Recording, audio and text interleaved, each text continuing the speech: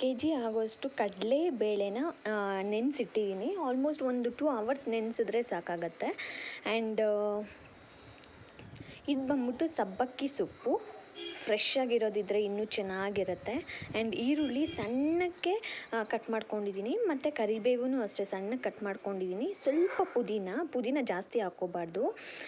ಮತ್ತು ಶುಂಠಿ, ಬೆಳ್ಳುಳ್ಳಿ ನಾನು 2 ಥರ ಬಿಡಿಸ್ಕೊಂಡಿದ್ದೀನಿ. ಒಂದು ಫುಲ್ ಬಿಡಿಸಿದ್ದೀನಿ, ಇನ್ನೊಂದು ಸ್ವಲ್ಪ ಒಟ್ಟು ಥರ ಬಿಡಿಸ್ಕೊಂಡಿದ್ದೀನಿ. ಮತ್ತು ಹಸಿಮೆಣಸಿನ್ಕಾಯಿ ಎಷ್ಟು ಖಾರಕ್ಕೆ ಬೇಕಾಗುತ್ತೋ ಅಷ್ಟು, ಮತ್ತು ಕೊತ್ತಂಬರಿ ಸೊಪ್ಪು, ಮತ್ತು ಚಕ್ಕೆ, ಲವಂಗ, ಸ್ವಲ್ಪ ಕಾಳು ಏನು ನೆನೆಸಿದ್ದೀನಿ ನಾನು, ಕಡಲೆಬೇಳೆ, ಅದನ್ನು ಸ್ವಲ್ಪ ಬಟ್ಲಲ್ಲಿ ಎತ್ತಿಡ್ತೀನಿ. ಸೊ ಇದನ್ನು ರುಬ್ಕೋಬಾರ್ದು, ಎಲ್ಲನೂ ರುಬ್ಕೋಬಾರ್ದು. ಸೊ ಇವಾಗ ಎಲ್ಲನೂ ಮಿಕ್ಸಿ ಜಾರ್ಗೆ ಹಾಕೋತಾ ಇದ್ದೀನಿ. ಮೆಣಸಿನ್ಕಾಯಿ, ಶುಂಠಿ, ಬೆಳ್ಳುಳ್ಳಿ ಅದೆಲ್ಲನೂ.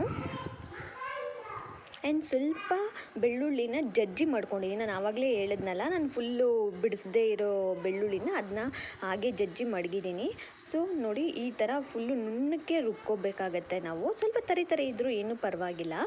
ಸೊ ನಾನು ಆವಾಗಲೇ ಸೈಡಲ್ಲಿ ಇಟ್ಕೊಂಡಿದ್ನಲ್ಲ ಸ್ವಲ್ಪ ನೆನೆಸಿರೋ ಬೇಳೆನ, ಅದನ್ನು ಇದಕ್ಕೆ ಆ್ಯಡ್ ಮಾಡ್ಕೋತಾ ಇದ್ದೀನಿ.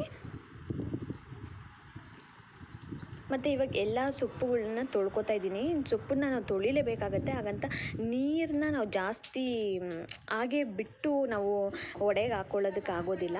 ಸೊ ಆದಷ್ಟು ನೀರೆಲ್ಲ ಬಗ್ಸಿ ಆಮೇಲೆ ನಾವು ಆ್ಯಡ್ ಮಾಡ್ಕೊಬೇಕಾಗತ್ತೆ. ಸೊ ಎಲ್ಲ ಇಂಗ್ರೀಡಿಯೆಂಟ್ಸ್ ಹಾಕಿ ಸ್ವಲ್ಪ ಉಪ್ಪು ಟೇಸ್ಟಿಗೆ ಎಷ್ಟು ಬೇಕಾಗುತ್ತೋ ಅಷ್ಟು ಉಪ್ಪು ಆ್ಯಡ್ ಮಾಡಿಕೊಂಡು ಇವಾಗೆಲ್ಲ ಕಲಸ್ಕೊತಾ ಇದ್ದೀನಿ. ಒಂದು ಸೈಡು ಆಯಿಲು ಸಹ ಕಾಯೋದಕ್ಕೆ ಅಂತ ಇಟ್ಟಿದ್ದೀನಿ. ಸೊ ನಾನು ತೋರಿಸಿರೋ ಎಲ್ಲ ಐಟಮ್ ಸಹ ಹಾಕ್ಕೊಂಡಿದ್ದೀನಿ. ನಾನು ಚಕ್ಕೆ ಲವಂಗ ನಾವು ಪುಡಿ ಮಾಡಿ ಹಾಕ್ಕೋಬೇಕು, ಹಂಗಂಗೆ ಹಾಕ್ಕೋಬೇಡಿ, ಬಾಯಿಗೆ ಸಿಕ್ಕಿದ್ರೆ ಚೆನ್ನಾಗಿರಲ್ಲ. ಸೊ ನೀರೇನು ಆ್ಯಡ್ ಮಾಡ್ಕೊಬಾರ್ದು. ನಾವು ಏನು ರುಬ್ಕೊಂಡಿದ್ದೀವಿ ಅದೇ ನೀರು ಬಿಟ್ಕೊಳ್ಳುತ್ತೆ. ಆಮೇಲೆ ಈರುಳ್ಳಿ ಸಹ ನೀರು ಬಿಟ್ಕೊಳ್ಳುತ್ತೆ. ಆಮೇಲೆ ಸೊಪ್ಪು ಏನಿದೆ ನಾವು ತೊಳೆದಿರೋದು ಅದು ಸಹ ಸ್ವಲ್ಪ ನೀರು ಬಿಟ್ಕೊಳ್ಳೋ ಕಾರಣಕ್ಕೆ ನಾವು ನೀರು ಆ್ಯಡ್ ಮಾಡ್ಕೊಳ್ಳೋ ಅವಶ್ಯಕತೆ ಇಲ್ಲ. ಚಿಟಿಕೆ ಸೋಡಾ ಹಾಕ್ಕೊಂಡ್ರೆ ಸಾಕಾಗುತ್ತೆ, ಇಲ್ಲಾಂದ್ರೆ ಸ್ಕಿಪ್ ಮಾಡಿದ್ರೂ ಪರವಾಗಿಲ್ಲ.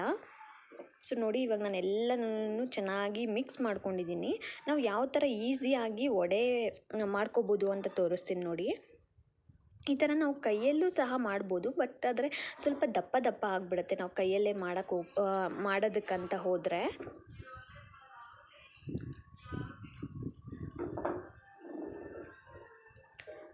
ಅದಕ್ಕಂತಲೇ ಒಂದು ಪೇಪರ್ ತೊಗೊಂಡು ಅದಕ್ಕೆ ಸ್ವಲ್ಪ ಆಯಿಲ್ ಏನಾದರೂ ಅಪ್ಲೈ ಮಾಡಿಕೊಂಡು ಈ ಥರ ತಟ್ಟೋದ್ರಿಂದ ಫುಲ್ ತೆಳ್ಳಕ್ಕೆ ಚೆನ್ನಾಗಿ ಗರಿಗರಿಯಾಗಿ ಬರುತ್ತೆ ನೋಡಿ. ನಾವು ಜಾಸ್ತಿ ಹೊತ್ತು ಬೇಯಿಸಬೇಕು, ಒಳಗಡೆ ಬೆಂದಿದೆಯಾ ಇಲ್ಲ ಅಂತೆಲ್ಲನೂ ಗೊಂದಲದಲ್ಲಿರೋ ಅವಶ್ಯಕತೆ ಇರೋದಿಲ್ಲ. ನಾವು ಈ ಥರ ಮಾಡೋದ್ರಿಂದ ಬೇಗನೂ ಆಗುತ್ತೆ ಆ್ಯಂಡ್ ಈಸಿನೂ ಅಂತ ಅನಿಸುತ್ತೆ ನಾವು ವಡೆ ತಟ್ಟಿ ಬಿಡೋದಕ್ಕೆ.